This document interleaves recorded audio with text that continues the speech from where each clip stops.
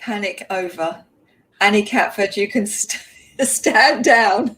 You don't have to do any more practicing to be Vincent, because Vincent's here. So, Denby's chilled out on his bed asleep now.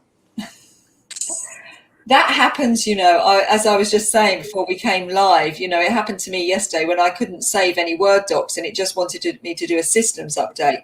And it starts to get really irritating, the computers. If you don't do the system update, it just refuses to allow you to do all the things you're normally used to doing. So, yeah, frustrating. It needs to be one item. So not necessarily related to what you're doing. No. I think yesterday they were doing, and is your computer a Mac? Yes. Yeah. Yesterday they were doing the whole upgrade to allow people to open their phone with Face ID while wearing a mask. All right. How does that work? I have no idea. But that's what they were doing. So that's probably what's caused, because you've been on, you are a master of the live, aren't you? I am now. Plenty of practice. Yeah, you've done, this is your third live interview from Pandemic World. It is, yes. Well, this is the second with you and one I did with Big Draw. Yeah.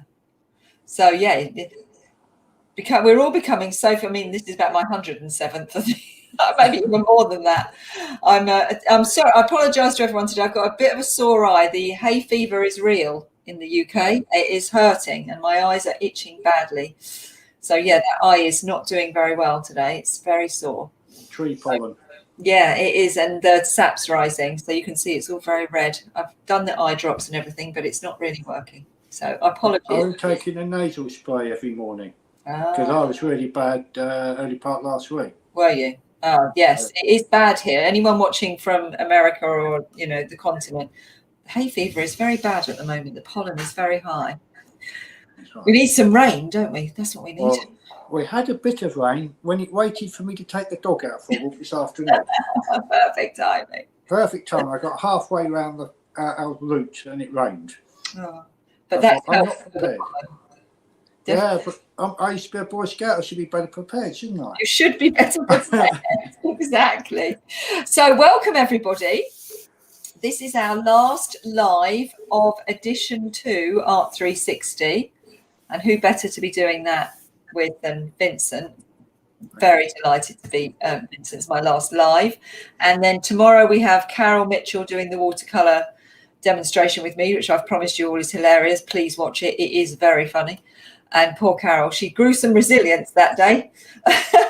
And then on Friday, we have the Attic Teas closing ceremony where they're going to be showing us how to make the teas and testing the teas and doing a guided meditation. I'm very much looking forward to handing that over to somebody else and letting them do the work. So that'd be lovely. I'm really looking forward to that. So yeah, that'll all be live streamed as we always do. So this is being live streamed on Facebook and on YouTube. Sophie would have put all the links in, so anyone who's watching on either of those devices who wants to come across here, there'll be a link to come across. And yeah, any questions, pop them in the question area and Sophie will bring them across and we'll answer them here. Anyone watching here live, please remember, final day, let's try and get it right today. Put your questions in the ask a question area, please, because then I can get to them at the end. And don't forget that we've been supporting Royal Papworth throughout this edition 2. And the link is at the bottom of the screen here, donate to Royal Papworth charity. And you don't have to just donate money. You can donate things, food, anything for the doctors. So, yeah, today's the final day of pushing the donate button for the Royal Papworth charity, but it's not the last day when you can donate. You can donate any day. Such a valuable and worthy cause. So yeah, we've been delighted to be supporting and raising the profile of Royal Papworth charity during this edition 2. So without further ado, I'm going to first of all show you Vincent's page in the magazine, so you know where to contact him if you're watching and you don't know Vincent. And there we go. And you don't know how to contact him, if you see all his amazing artwork here and you go, I really need to contact Vincent Matthews and buy some of that. Here is a capsule wardrobe of Vincent's artwork. And you can see here, you've got his email. I'm going to show you his website in a second. And then you've got Facebook, Twitter, and Instagram. So you can direct message Vincent on Instagram or Facebook Messenger. And I'm going to show you his website next. And on there as well, you have your shop, don't you? So people can buy directly from the shop. That's right. So let's just go and find your website, share. Oh, I was on the calendar, look. So I'm going to let's go to the home page.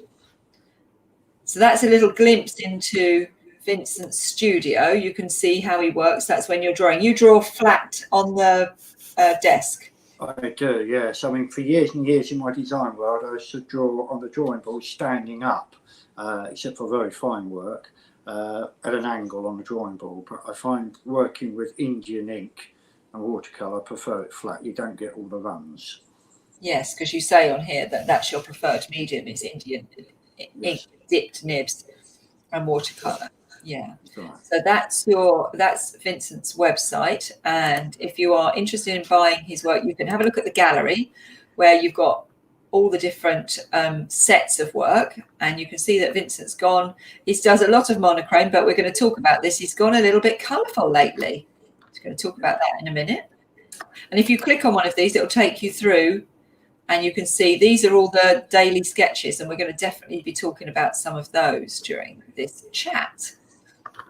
And then if you want to buy his work, you go on the shop. And you just, that's the one you've done just this week, isn't it? The House in the Wood. That's it, my latest one. And then you click on there, shows you the image and shows you others that you might like. And if you're interested in it, you just click the inquire button and Vincent will receive your email and he'll be in touch. So it's as simple as that. If you want to know a bit more about Vincent, you can watch the other videos that he's starred in here and here. The one with the big drawer and the previous one with myself in edition 1. And also gradually you're starting to add to your journal, aren't you, Vincent? So right. Into blogs, yeah. Yeah, you've got your what's inspired your lockdown sketches and something about when you should hire an interior designer and the importance of mark making. So yeah, some interesting things for people to look at on there and find you. So let's unshare that. And I'm going to hand over the full screen to you so people can see all your gorgeous artwork behind you.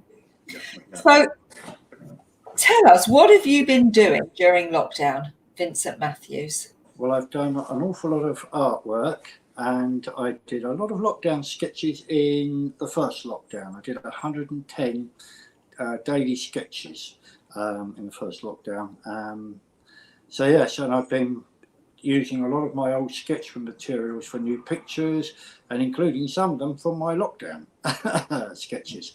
And I've been using a bit of watercolour onto my sketches, which is then evolved onto my Indian ink drawings. And I like to refer to them as tinted rather than necessarily saying colour, because you still see the drawing coming through. And I also took part in the pure Back to Basics course, because although I've done a foundation course, I've done fine art. It's very good to revisit things. And one part of the course was the art exercises, and I got back into my passion for painting, particularly oil painting, through doing some of the exercises, like a still life in the style of Georgia O'Keeffe and in the style of Frida Kahlo, and doing a cubist painting, which I've got behind me here.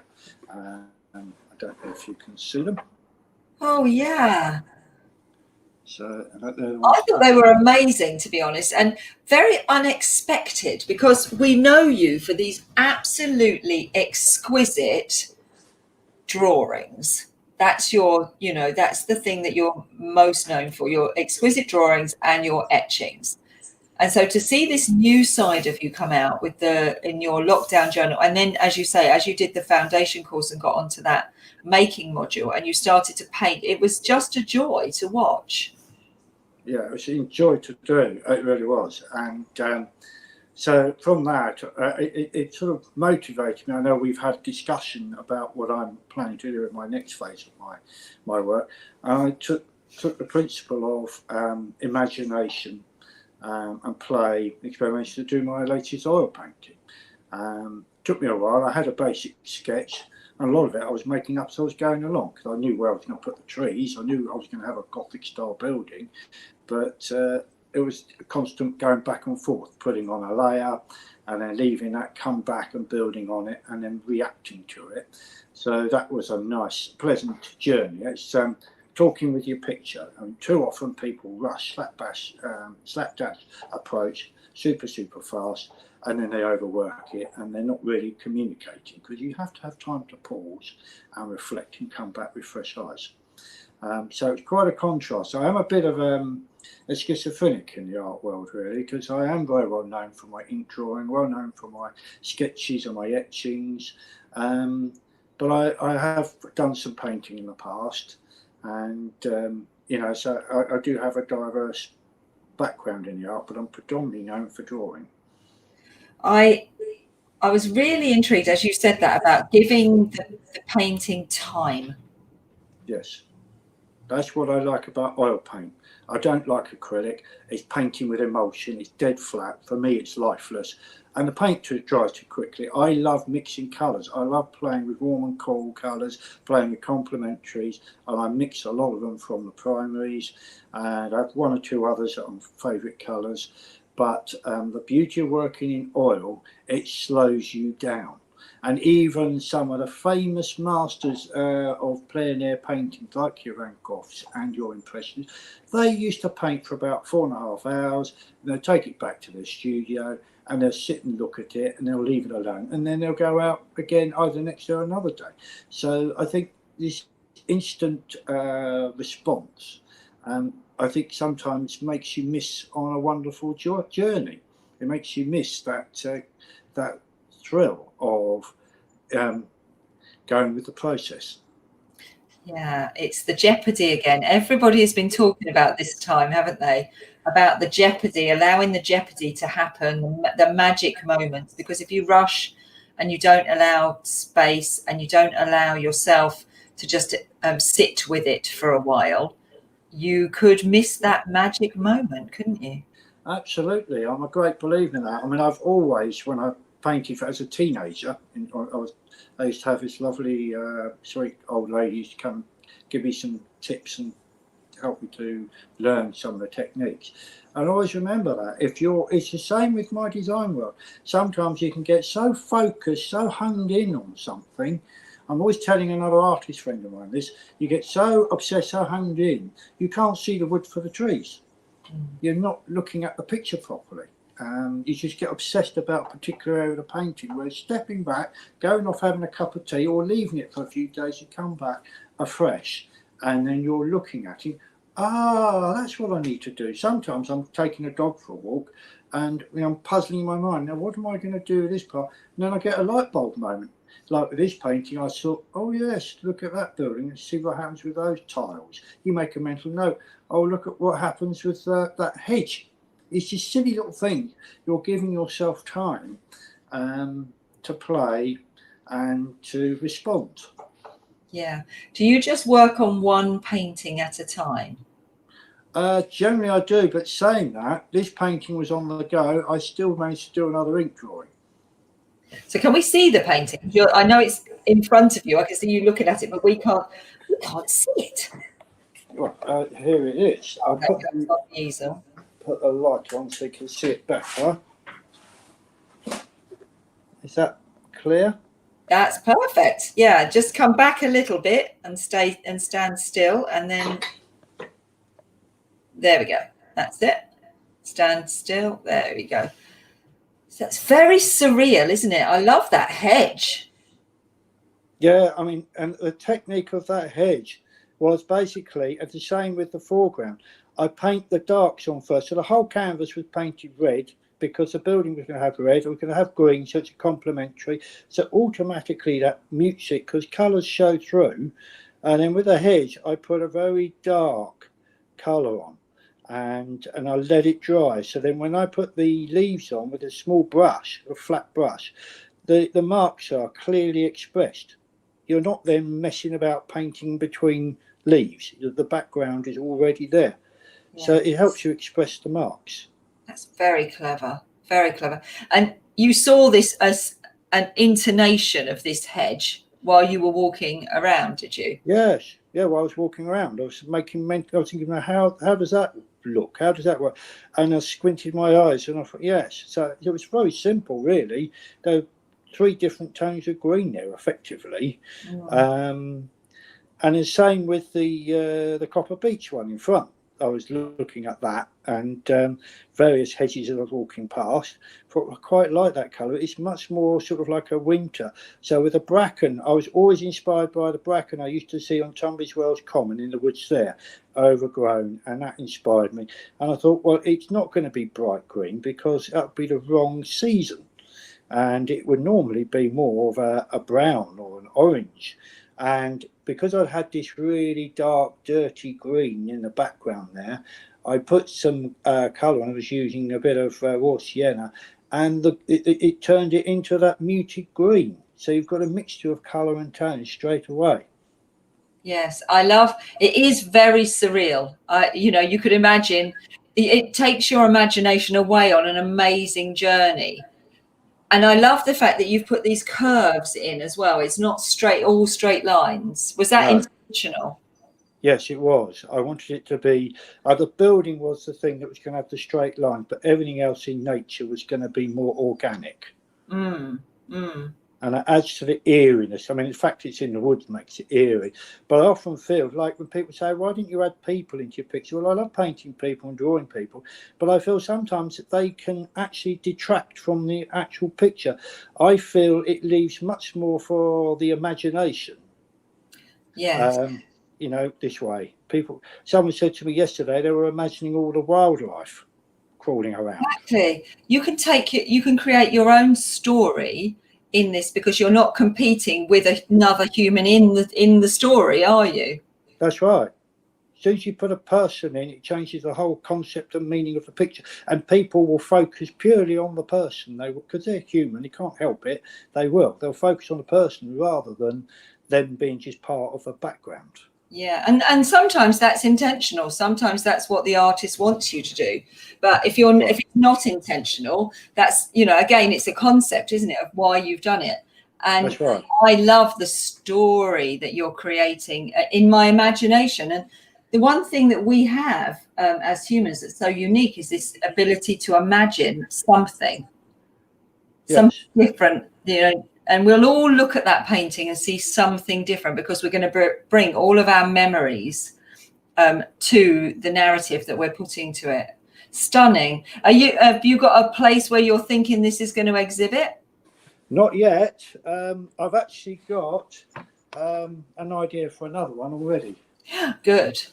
So I've got a big canvas, the same size or same sort of size. So I thought I would just carry on. I will continue with the ink drawings as well and the watercolour, but this is going to be, I always used to like having a project on the go as well as doing a picture or going out sketching. So this is giving me that, and I've got something with a similar sort of eerie type of idea. I love the fact that it was the foundation program that has triggered this all off and taken you down this journey. That's just so cool. I'm really chuffed. Well, it's freeing. It's freeing because I think the thing is, I can remember some of my earlier experiences when I moved down here, and I was in a gallery with some of my oil paintings, which were more architectural, and I didn't do them as my mainstream. But I remember I won't mention the name because you know who it is. I remember taking part in an exhibition at another gallery, and I was told to my face, your painting is as good as everybody else's here, but your drawings are different, so we'll have your drawings. So I've always been steered away from the painting for the drawing, and I've been thinking over the years, how do I incorporate paint into my style? And it's easier with the watercolor, as I've been doing, but with the oil it's been a real challenge. Whereas doing your course, it just opened me up, and I just thought, well, why does it have to fit with that? Why can't it stand alone in its own right?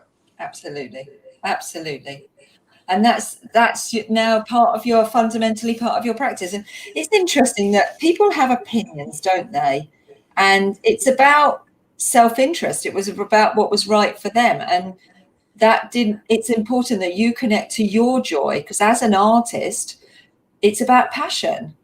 Oh, absolutely. I think that, I mean, I come from a very diverse background, as you know, in my artwork and in my design work. In my design world, every day was different, every job was different, and every task was different, so everything was bespoke. And I'm very much the same in the art world. And I think the thing that was freeing, I've had so many people in the past in the art and design, why are you drawing?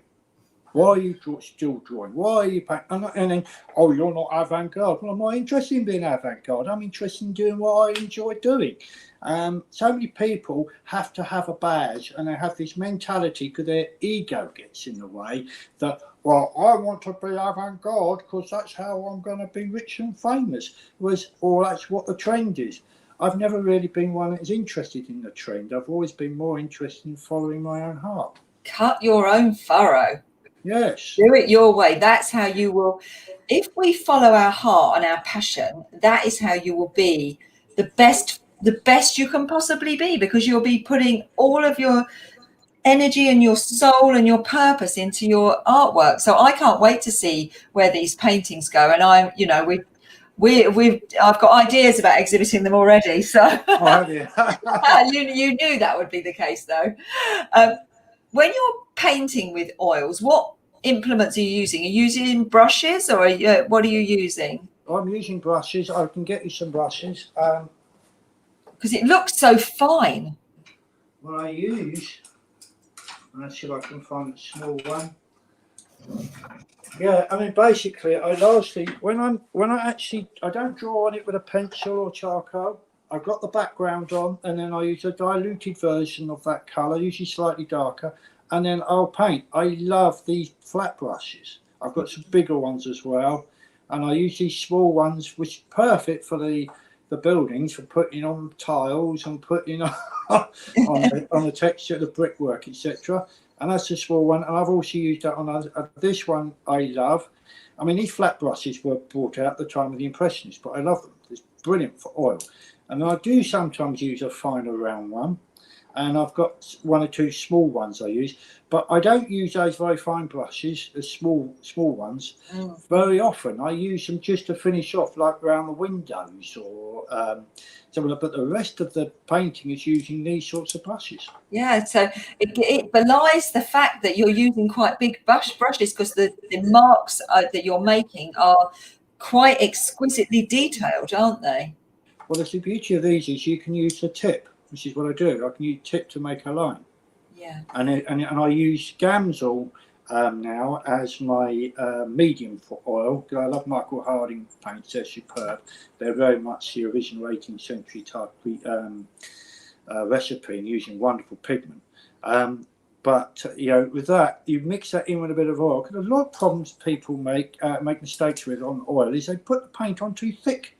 You start thin, you start dark, and you work up to light and then to fat. And the fat is usually got a white in it. And so once you've got a light colour on, particularly white, it's very hard to paint something dark over it. It's just simple common sense. And well, it is for you. It is for you. You're talking fluent Greek to me, because I'm not a painter. Well, also the paint dries quicker that way. Now I tend to put the thicker textures on towards the end of the painting, and you then create that depth.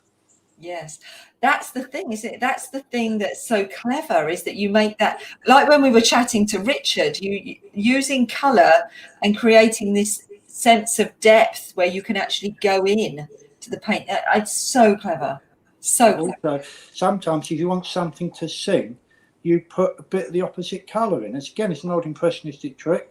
You might say, well, I've got a warm purpley background there. I'm going to put a bit of white on it, and I'm going to put a nice primrose or lemon yellow. The lemon yellow seems to go a bit white, but primrose is a bit bright. And suddenly that colour sings. That adds depth, because that suddenly comes forward. It's very much what Richard was saying the other day. But some colours come forward. But it's also whether you're using complementaries. So if you use the opposite colour, it often stands out. Really clever, really clever. So I'm glad you're going to keep this part of your practice. And that's, as I say, explored that's come out during lockdown. The other thing that you've done during lockdown with colour again is your sketches have gone from all being black and white. So you've introduced this hint of colour in them as well, haven't you? I have, and I enjoy that. And it's usually a very limited palette, very simple colour washes. And I'm still playing with my white space. So I try not, because I always used to love the black and white for the grittiness for subjects like Dungeness. It's really gritty, but I've been working on a way, thanks to doing these lockdown sketches, of not losing all the grittiness but using colour. And the way to do that is to use muted colours and use a limited palette and still have the contrast. But they're tinted drawings, because I love those old tinted engravings. I grew up with Ladybird books, used to love those coloured illustrations in those books, and they're always drawings but which somehow have been tinted or coloured. Yes, because that was a novelty really, wasn't it, once they could colour them on the printing. So yeah, it gives that nostalgia. Yes. Yeah, so it might come out a bit cartoony sometimes, but again, that's the character. It's the character of hand drawn. I think people get too caught up with photorealism, having to get everything precise and neat, which is a great skill, but it ends up looking machine made if you're not careful. It's nice to have a bit of character in the work, I feel. Yes, again, it is personal preference, isn't it? So do you have a drawing on your desk at the moment that you're working on? Not at the moment, no. I mean, the last one I've finished has gone to Adrian to frame. To get framed. So what do you have around you that you can show everyone? Yes, I shall walk around. These were ones again came through lockdown. That was, I found in my garden some rusty old garden forks. I found all sorts of things because the hedges were being taken down and I was clearing the garden. And I thought, well, that would make an interesting picture. So I worked from life on those, Indian ink, mark making and watercolour. And then this one, I looked at one of my sketches and decided to add colour to it and turn it into an ink drawing. I changed the perspective a bit on the building to add a bit more character and drama and depth. So the background is quite light in its colouring and the stronger colours are in the foreground. And then I've got this one I did, which is an Indian ink drawing, which was from a sketch, which is called Treetops. And I took some artistic licenses, but it became much more about the marks and the line. I love that. It's like all those, that's almost like an exercise, isn't it, in drawing you've done there, and with all those dashes at the front. Yes, that's right. The long grass in the foreground, which is using a fatter nib, and then the finer ones are right in the background and using less mark making in the background, so it pushes it into the distance. When you're drawing, Vincent, do you do warm-up sketches before you start doing something like that? Do you kind of get yourself warmed up before you start? Because that is a lot of marks. I could see myself getting cramp. Well, yeah, I mean, again, that same theory with the painting. I would do an area and then leave it. And then I'll come back, do another, give my hand a rest, give my eyes a rest. And then that way I'm corresponding with the picture. I didn't do any warm-up drawings for that. I just went straight into it. Because I draw virtually every day anyhow, whether with my design or my art. So I'm already in a way warmed up. Yes, yeah. So, but you say, like the painting, you'll do just a little section and then you'll come away. Yes, I find that vital. Because I'm a very quick worker, but I'm very aware. I like to enjoy it, so I'm feeling my way across the picture, just as I was with my painting. There's a lot of feeling that goes into it, because you're feeling your way around. A lot of it's intuitive. You know, or I need to make that bit stronger, I need to just push that back. Do I need to do any more to it? It's such an important part of the process. And then this one is a watercolour one. These I've just had back from the frame. So that's a Dungeness, from a Dungeness sketch. So I'm having to make some of the colours up in my head because obviously I can't go there. I love that cone. The cone's brilliant. And I'll see if I've got others. Yeah, I'll see if I can. Do you know, Vincent, when you're doing the drawing, are you aware when it's finished? I usually am, yes. Once I sort of get the gist of it, again, it's feeling my way through, and it's important to step back, because stepping back means that when you come back again, you're looking at it, think, oh, yeah, I don't need to do any more to it. It's just so easy to overwork. So less is more. So these drawings really speak to you, and you just know if you're giving everything time and not rushing, that it speaks to you and tells you, I'm done now. Exactly, because and that was my first one actually, again during the lockdown period, of using my sketches and an ink doing an ink drawing, and then again having to largely make the colours up, but I just enjoyed doing it. And I for me, I have, with the design world that I've been at, everything's been so deadline driven, and that's another one. That was from my lockdown sketch, and that's the dustbin lids in my hedge that were discovered when we were cutting the hedges back. It's fascinating what we find around us when we notice what we're looking at, isn't it? That's right. It's just unbelievable, the stuff that gets discarded. And then I've got another colour one there, an old boat engine, and then I've got these here. That's another black and white, but it's just the red chimneys, because for that one the only colour I was really interested in was the red on the chimneys. So it kept it simple. Yeah. So these drawings, what kind of paper do you use? I use very expensive paper. It's about 10 quid a sheet. I use a Fabriano Artistico. It's about 600 GSM. It's like cardboard, but it's beautiful to draw on. And if you put a wash on it, if it slightly cockles, it goes flat very quickly. You don't have to stretch it. But it's a really nice. It's got a very, very fine texture. It's really quite smooth, but it's a beautiful surface drawing, and it's cotton based. So it's got it's a better quality paper that will last. So I love using that paper. So I've found, as I've also got more experience, is my materials are getting more expensive, because once you've gone down that route, you can never go back to cheap, because it just affects the quality of your work and your whole experience. And that reflects how you feel and how you value your work, and therefore how you value the collectors of your work as well, doesn't it? Right. That's right. I feel that if you're going to, I mean, I primarily do the work because I love it, but also I would love people to buy my work. But I think if I have people buying my artwork, I want them to know they've got quality materials there. And it's going to last. Like yes. Bev was saying when she was talking about the framing and the conservation element of it, and also Andy Hirth, the artist conservator, he said, didn't he, that use the best materials you can afford. I couldn't agree more. I use Michael Harding paints. They're not the cheapest, but they're superb oil paints. In fact, you could buy a tube of that, and that will last probably 5-6 times longer than grossly inferior student paints that you get. I won't mention names. It's it just reflects. And even when I was on my fine art course, I always remember Chris Hoff, our course director, saying, "Never skimp on materials." I think that goes for everything in life. You always should try and invest, especially if you're making something that you're intending to sell.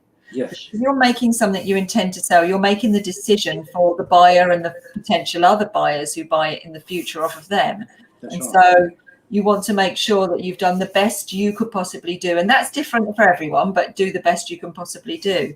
So you use that paper, and then do you saying you use nibs? Have you got some of your nibs you can show us? I have, yes, just here.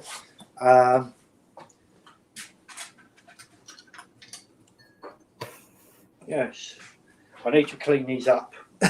We won't judge you. No judging. That's a big one that I use. I love that one. That one is a medium-sized one I use, and this is just a simple matte pen, and I love using it. I've got lots of these nibs, so when they get clogged up, whilst one's in the pot cleaning, I put another nib in, swap them around, and that's what I use predominantly, is the fine lines and fine marks, and then I will add the weight of line and foreground marks with these heavier ones. Sometimes so you're not using pencil. You're not using pencil to draw predominantly. You're using predominantly. But I quite often I would start composition with a very, very light pencil block, outlines, just simple, not the whole drawing, just the main part of it. And then once I ink that in, I let that dry, and then the rest of it is no pencil, it's straight in with ink. And then a watercolor, potentially a watercolor wash. Yeah, add a watercolor wash once the ink's dried. So again, one has to be patient. The ink does dry quite quickly, but I always like to allow it time so that it's properly dry and make sure it's all cleaned up. And is that the same with your sketches? Do you sketch using the dipped nib and ink, or do you sketch using pencil? Well, interesting, I've always predominantly sketched with pencil, but more and more lately I've been using pigment liners in my sketchbooks and watercolour. Trouble is with pigment liners, they are wonderful modern pens. They don't have the same flow as Indian ink, and Indian ink has got a richer black in them. It's a thicker ink. But the problem with pigment liners is if you would have them as finished artwork, you've always got the risk of them fading in light. They always call them permanent, but they're not. So you have to really seriously spend money on good glass, which is what I always do anyway. I always use an art glass. But I haven't yet. I've been very tempted. The blasted lockdown's not helped. I've been very tempted on a nice sunny day to get a big sheet of paper, big expensive paper, and just go and sit somewhere with a pot of Indian ink and just draw straight on. Not long now. I'm sure you'll do it soon. But so you've been using this, as you say, the liners in kind of like a replica of the ink. In my sketchbooks. In your sketchbooks. So have you got some sketchbooks you can show us? I've got loads of them, all different. I'll get my current sketchbook out. I mean, basically, I used to sketch an awful lot in pencil. Yes. From life. And then as time has progressed, and particularly, I was playing a little bit with it, but particularly with lockdown, and I was using fountain pens for those. Wow. Fountain pens and then watercolour. Sat there with my friend Nick, sniggering away behind a tombstone, trying to steer me. I can imagine him doing that. I just sit and think, oh, that's Nick. I like to think he spooked me. And I've done a lot of pencil sketches with the STFA on their drawing days. That's at the V&A. But I'm gradually finding myself going more and more. I mean, that was a sketch I did at Penshurst Place for an ink drawing for my brother and his wife's wedding present. They got married there last September. Most bizarre, it was a lovely wedding, actually, one of the nicest I've been to. A bizarre situation where I had to sit on my own. Everybody else was well away from me. Socially distanced, and they had to wear masks to cut the cake. But it was a wonderful wedding in the grounds of the Penshurst, and my brother's wife asked me if I'd do it because she loved my ink drawings and she loved Penshurst Place. So I found a nice sunny afternoon. It was limited time because you had to be booked in advance during lockdown. And I sat in the middle of the garden sketching. Of course, you think you're on your own, you never are. You get an audience. So I love the marks on that. The way you've put the shadow on the roof as well. Really clever. And it's just, again, it's largely playing with weight of line and just hatching. That's a really good thing for people to do if they're just wanting to warm up, is just do hatching and marks. That's right. I sometimes find my first sketches I'm overworking, I'm a bit stiff and rigid. But then after that, I start flowing. But this one I did with Nick and my friend Cheryl, and this is one of Nick's neighbours' houses. And we sat on their big Victorian communal lawn. And so I sketched that, and then I added the colour on. So this is really very influenced by the lockdown sketches I was doing. I was just waiting to see whether there was a child or something peeping out of the window. I was like, and then again, I went back and I did a big ink drawing from this. That was a sketch at Winchelsea. I sat there one afternoon, middle of nowhere, and I did some quick ones on the route. So these are all pretty much pencil, aren't they? They're pretty much pencil, and then it's starting to go more and more towards the ink. Waiting for my car to be serviced in Ashford. No, Ashford is not my favourite place. Well, you had a nice little spot. I found it. I walked all the way up to the church at Sevington, and I sat in the corner of the yard, and that's using pigment liners and watercolour. And I had to work very fast. It was a lovely sunny day. It was so peaceful. So I was starting to use more colour, more ink, and that was another one in the style of my lockdown diary. Yeah. That's my cordless task light I sometimes use.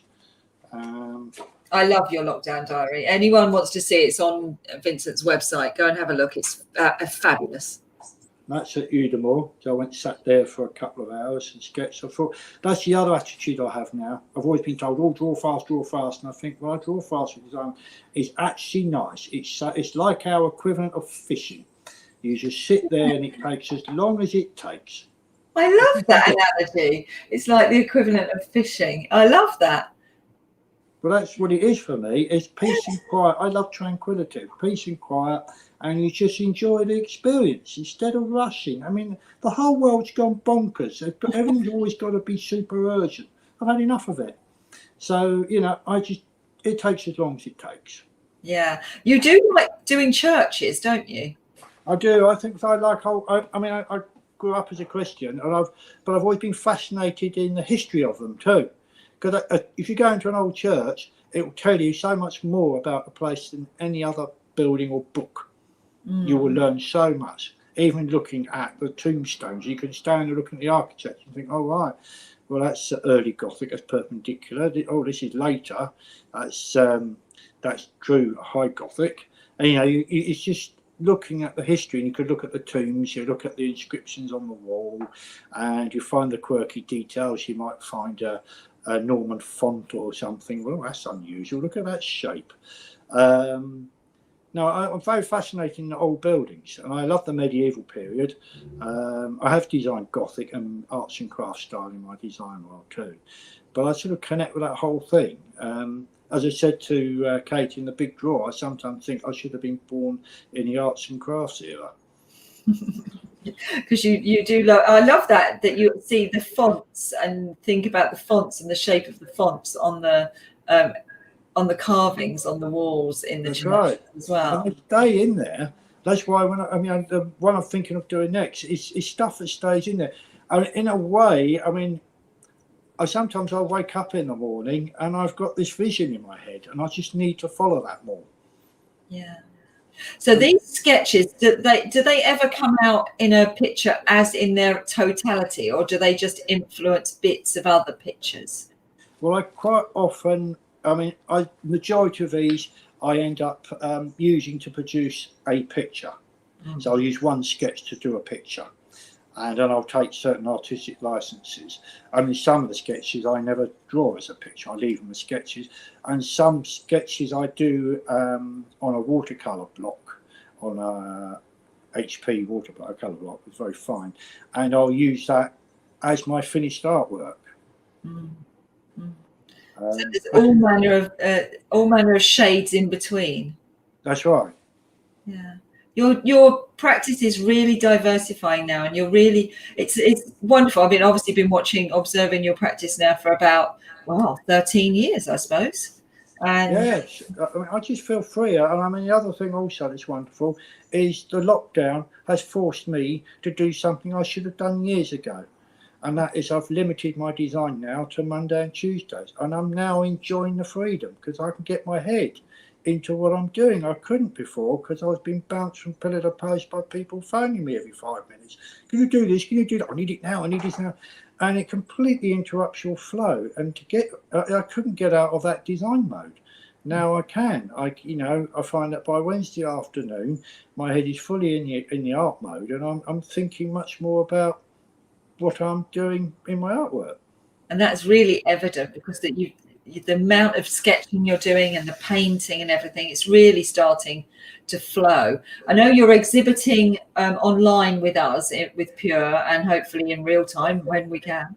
But you're also going to be showing at the Benenden Art Show with Grierson Galleries, aren't you, in October? I am, in October, and I'm also showing with the SGFA at the Mall Gallery. So I've got to work out how the heck I'm going to get pictures up. I've bought myself a big sack trolley that I can push. And so that's a postponed exhibition from last year, but we've got 350 pictures That's in July. That's in July, so that's exciting, people. There's a real life exhibition happening. I think they have been doing them at the Mall, haven't they? They have. They're very good at marshalling them. And they are. Will you have to book online to go to that, do you think? I think so. But then really, if we come out of all these restrictions by the end of June, as the government seem to think we will be, that might ease off a bit. Mm-hmm. And so what are you going to be showing at both of those exhibitions? Well, the one at the Mall, I'm going to be showing 2 pictures I'm currently getting framed that I did last year. All 4 of them got in last year. I'm going to be showing the big bulldozer I had at the Pure. That's going to be a challenge to get up there. And then there's another one I did of a Rye Riverbank. They're all black and whites, ink drawings. And then I've got 2 of Dungeness.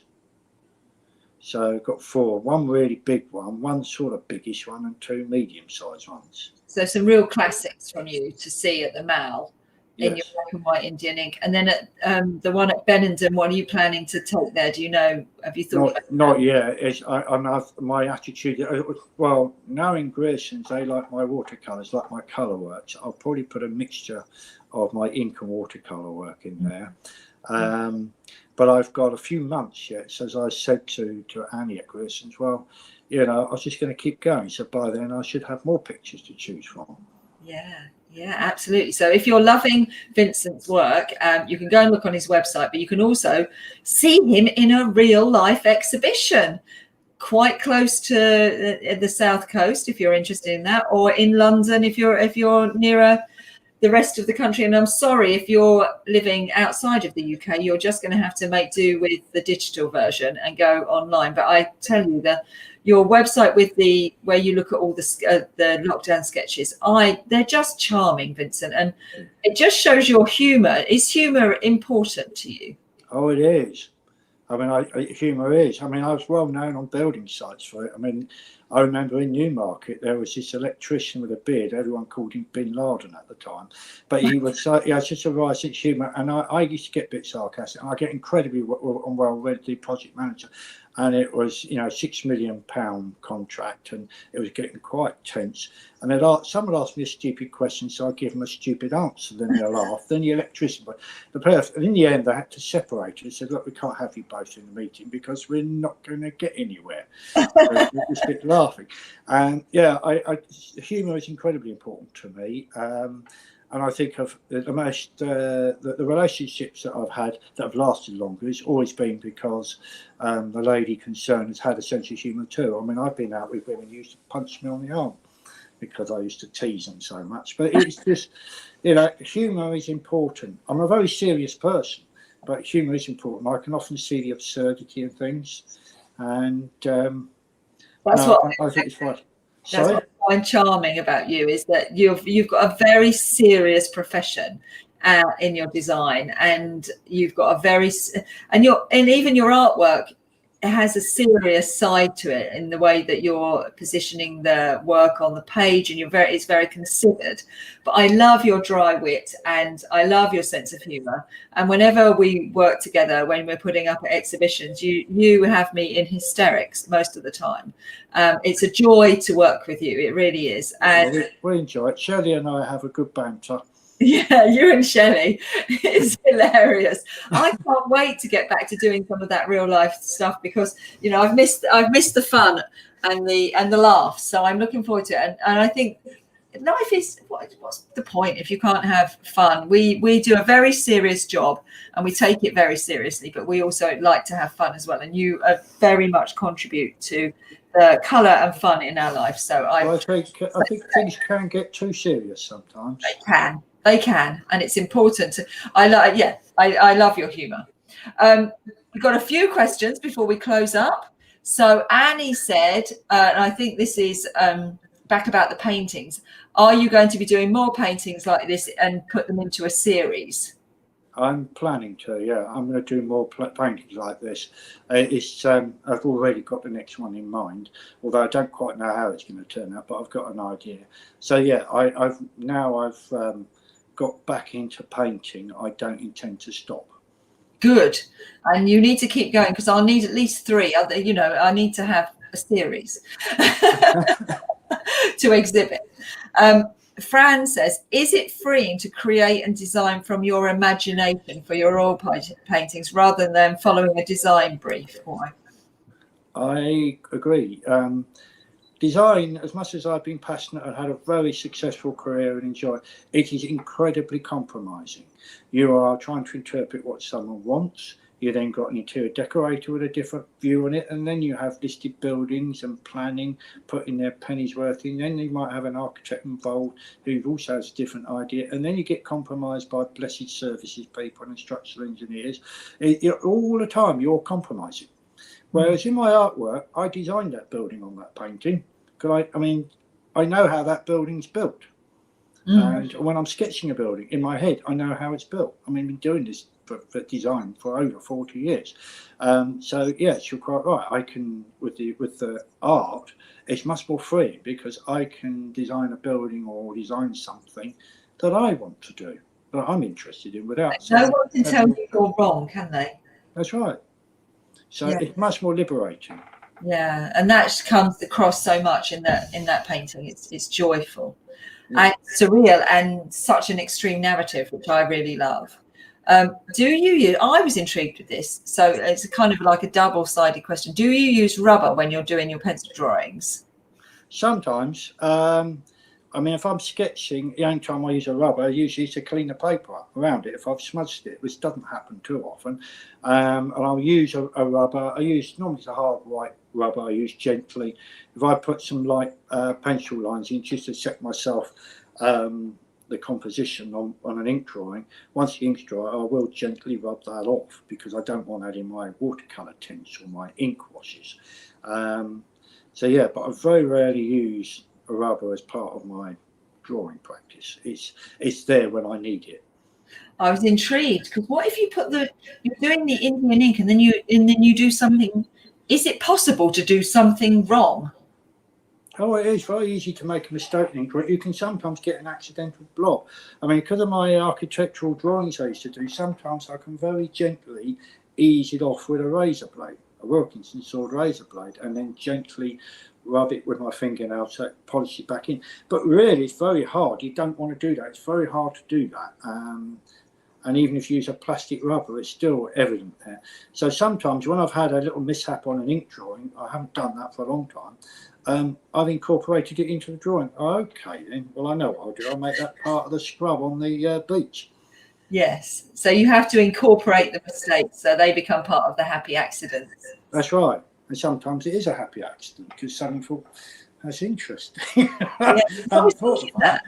Yes. Thinking that once you put the ink down, the ink's down. You can't take it away. Not really. No, it's right. You can't make the mistake. It's a bit like engraving. I mean, I've done it for years, but I used to do copper plate engraving, which is very physical and hard in your hand, especially when you haven't got a proper thumb like me. No, we heard all about the thumb the last time. And you're sort of holding this taut and you've got to have a steady hand. But the thing is, you can burnish it out to a degree and then it makes the copper go hard. So once you've made a mistake, you've largely got to go with it. Yeah, if you draw right across the plate, then you've had it. That's the end it all out for hours. Yeah, that's the end of it. We haven't really talked about your etching and your dry point. Are you doing much of that now? Your print making? I've not really been doing any etching for a while. I think 2018, it was a very difficult year for me all around, and you were a great help to me at that time because I went out, did 50 sketches that year, plein air, and I started pushing more with my ink drawings, and I just found that so freeing. Playing with a big piece of paper, I just found I had more freedom. With etching, my work was getting more and more controlled. Yeah, it was coming in tighter and tighter and tighter. It was. Again, it isn't bad, but it wasn't working for you. Not anymore. It's been a great thing. I probably will continue with a bit of engraving over the period of time. I'm not saying no to etching forever, but I think my practice has moved on much more because I like the spontaneity of the drawing, the watercolour and the paint. And with painting, I use a technique called push and pull, which again, I learned City over various life painting courses. And you could do it with acrylic, you can do it with oil, where you can correct it. Easier with acrylic, mind you, where you can block it all out, and then you want to correct it, you then can block out that area again. And you can't do that so easily with watercolour. You certainly can't do that with Indian ink, and you can't do that with engraving. So it seems to me the things I seem to pick are the things that are very hard to correct. You make life difficult for yourself, don't you? I do. I always make my heart. Well, I like a challenge, you know me. I do, yes. I think that's part of the drive. Is that this is becoming quite easy for me to do. I need to move on to something else that's a more challenge. That's right. It keeps me stimulated. Yeah, absolutely. And it's coming back to that thing about that's your fishing. Yes. It's your fishing. So you're not going to stay and just fish the same fish all the time, are you? The same one fish. That's Pull right. it out, put it back in again. Poor fish would get dizzy for one. Well, yeah, you might be fed up with the same tiddler. You might want to go and fish a trout or something. Exactly. I think that's what you hit the nail on the head there. Thank you so much, Vincent. I always, as I say, I mean, this is the amazing thing for me is that, I work with all of you, quite a few of you I've been working with for a long time, a lot of years, and yet I still learn something new every time we have these chats. So thank you so much for sharing. No, you're welcome. It's been a lovely journey for me these last years. The pandemic, in many ways, has been good for me. And it's been a journey, hasn't it? And it's lovely to look back and see that with hindsight, how there's been pivotal moments. That's right. And it's those pivotal moments. It's things like the oil leak, that 2014, I quit up my oil classes where I was living in 5 places in 1 year. I was exiled. So I'd have to think my way around things. Well, I can't do this anymore. So that approach actually crept in this time with the pandemic in many ways. So I was almost prepared for it. Yeah, you've trained your brain now. You've trained your brain. That's what we do. So we have pathways in our brain that are set there. And if they don't work for us, we actually have the ability to think something different. And that's exactly what you've done. You know, you listen to all the mentoring and you're like, okay, well, I don't have to accept this. I can think something different. And that's what you've done. And that's really paid off for you this time, hasn't it? It has. I mean, it's in some ways too, in my design world, I'm very good at problem solving with details. I can turn something completely on its head. And I just needed to bring that into my own life and into my artwork. And with the mentoring, all the stuff I've been doing and the past year in particular, that approach has been key to me. Yeah, and I'm just glad, I'm just delighted, not just even glad, I am delighted to see how you're flourishing. It's been brilliant. And thank you so much for being I'll come back up on the screen to say goodbye to everyone. So I just thank you for being so delightful and being the last one of this edition too of the interviews. It just kind of was right. Yeah, I'm honoured. Yeah, it was right though. I felt quite relaxed. Well, apart from the fact that I know you and I know a lot of people watching, that being my third one as well. Yeah. The first one you were always a bit worried about, if I said the right thing, whatever. Now it's just be you. That's it. That's the lesson for everyone. Just be you. And the ones where everybody is just being themselves are the best interviews, because you're genuine and honest and you have integrity, and people get to know you, and then they love your work, and then then the journey's there for them if they want to buy it. And the work has got to be you too. You can't do someone else's work.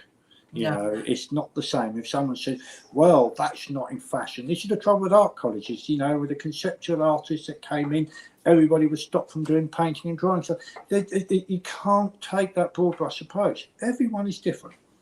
Yeah, everyone's different. Everyone has to do it their way. The most painful time is when you're trying to be someone you're not. It's exhausting. Don't do it, people. Just be you, because the one thing, your USP that you have that's unique to you is you. So just be you, and the right people will gravitate to you. That's right. And I think that's what I love about the Pure community and what we've built here. We're a family, and we love new people joining us, and we're very open to new people joining us. But we are we'll all look after each other. And I think all the new people that have arrived have really seen that and are hopefully really enjoying it. I hope so. And also the fun we have with the experts. We have a lot of fun. We have a lot of fun. People have no idea. Yeah, we do like to have a laugh, people. Yeah. we don't take ourselves over seriously, but the work is serious. You know, there's no the way you get through it. When you've worked on multi-million-pound projects like I have, you all have to work really hard. The camaraderie is vital. If you start getting people having a blame culture or being aggressive or shouty, it doesn't work. What happens then, Vincent? I get my little black book out, don't I? That's it. And then I go in the kitchen and you'll protect me. Someone's being horrible. Right, Leslie's leaving for the kitchen. No one knows where I am.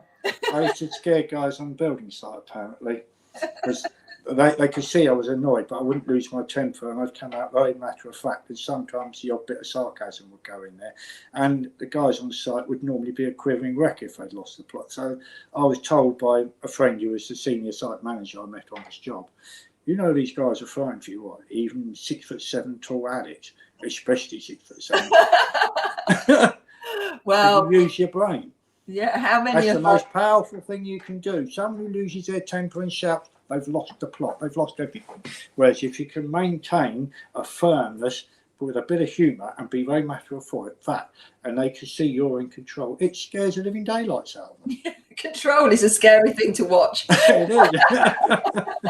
And you're right. I mean, I'm not a shouter, as you know. I mean, we have fun and we really enjoy our lives, but we take our profession very seriously. And I hope, you know, that balance is what people see. So thank you so much. Can't wait to see you. We'll be hanging that Valentine's exhibition again soon. All right, okay. That's next on the cards. That's it. Okay, well, I've got my ladders. Good. And we've got our health and safety. We do health and safety. Yeah, so, but if you follow health and safety, you wouldn't do anything because you have to maintain a 3-point contact on a ladder at all times. So you know, I'm very stickler for the health and safety. Thank you so much. So everyone watch out for Carol's pre-record tomorrow, and then we'll be back on Friday for the closing. This has been the most awesome experience. I've had such a lovely time. Thank you all for everyone who's shown up, watched on Facebook Live, watched on YouTube, shown up here and asked questions. Thank you all so much. It's been amazing. And we've all learned so much. Yes. So I will say goodbye now, but we'll see you all on Friday. All right.